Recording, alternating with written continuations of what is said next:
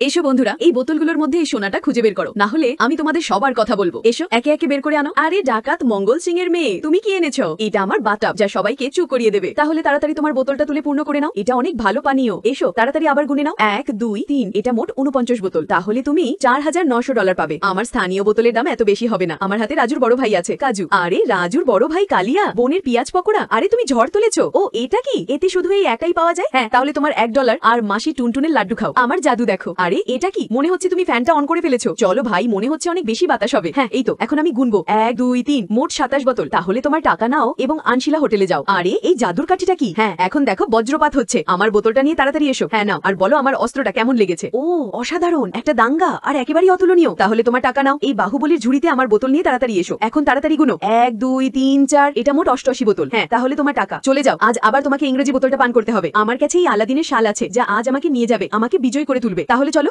1 2 3, ঘুরে দেখো। ও কি হচ্ছে দেখো, আমার প্রিয় সোনা বেরিয়ে এসেছে। যদি তুমি টাকার চেয়ে তোমার মাকে বেশি ভালোবাসো, তাহলে ভিডিওটি লাইক করো, চ্যানেলটি সাবস্ক্রাইব করো এবং মন্তব্যে আমি তোমাকে ভালোবাসি মা লিখো।